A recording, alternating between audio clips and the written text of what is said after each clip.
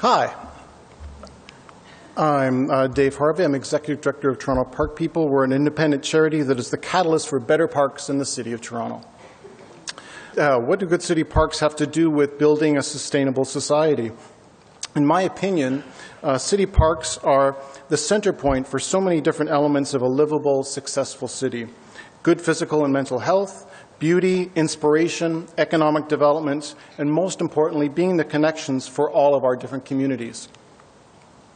That's asking a lot from our parks, and most of our parks in Toronto don't meet those type of high standards. We could leave it up to the city and get them to bring up the parks to the standards that we all need, but I believe that we require the city to partner with community in order to get the parks that we need to fulfill our needs in the City of Toronto. The most obvious reason is the city just doesn't have the resources. But the second most important reason is that parks that have this strong link with community, in my opinion, are just much better parks. Our core principle at Park People is that when community gets involved, our parks get better. On partnerships in parks, most people head straight for the money angle. And yes, there's many great stories about fundraising from the community to support great parks in North America. The fantastically successful High Line in New York cost over $200 million, and most of that was raised from the community. We've got Chicago's Millennium Park, a brilliant park that cost over $500 million, with more than half of that being raised from the community. And in Canada, we've got Assiniboine Park, which is the first park conservancy in Canada, and they raised $35 million in the community that was supported by the city, the federal government, and the provincial government.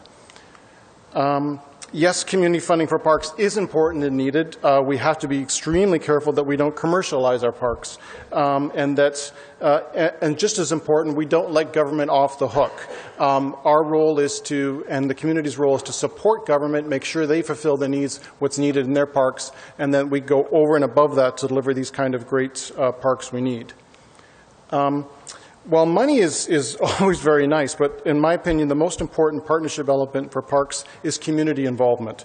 The organization New Yorkers for Parks produces a report card on New York's parks each year, and the parks that come out on top every single year are the parks with the most volunteers, not the parks that raise the most money or the parks that are in the most affluent neighborhoods. These volunteers, like members of the more than 100 park friends groups we have in Toronto that Park People work with, are the key to great parks. These volunteers turn parks from a place of grass and a couple of dead trees and broken benches into these thriving community hubs. Not only do they plant trees, they nurture these trees. In Toronto, we plant these very expensive trees in parks, and so often the trees just die because the city doesn't have the resources to water them. The friends of groups are nurturing the trees, mulching the trees, and watering them.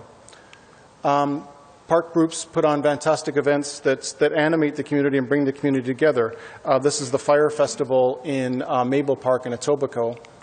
Got a fantastic kite festival up in Milliken Park in Scarborough. Park groups take ownership of the park. They're the eyes and ears of the park. They work with the city to ensure that the neighborhood park is meeting their community needs. So where do we go with partnerships and parks in Toronto? First, the city needs to stop charging park friends for this kind of work. All these activities I've just described, the city needs weeks full of paperwork ahead of time. You have to pay for a permit and you have to pay for insurance. We need to start with ending that practice.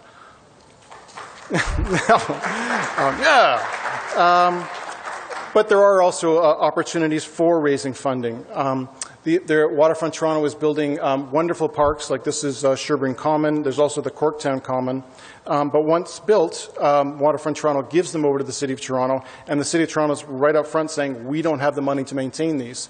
Sherbourne Common have these beautiful fountains, and this summer, the park's only 2 years old, but the fountains weren't working. Allen Gardens, it's a fantastic potential there. It's a beautiful historic park that could be a jewel and a great tourist destination and a real destination kind of park. Riverdale Farm, again, it's a nice place, but it could reach this incredible potential for being a real urban food hub in the city.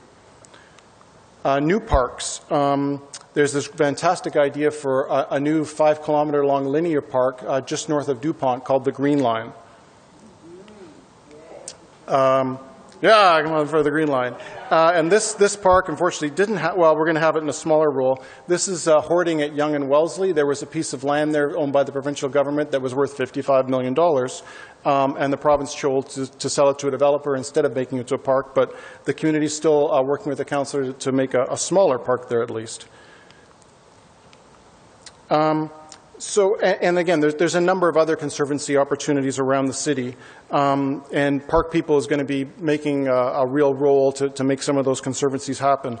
But I really wanted to leave you with this last slide, which is from my favorite partnership story in Toronto. It's Harvey Burgess Park and Thorncliffe Park. And this is the new tandoor oven that was just opened about a week ago. And it was built by the Thorncliffe Park Women's Committee. And the Women's Committee has just done absolutely fantastic work in the park, turning it from a sad, quite scary, neglected space into the actual center for the community there. So this is the most kind of partnerships that we need more of in Toronto. Thank you.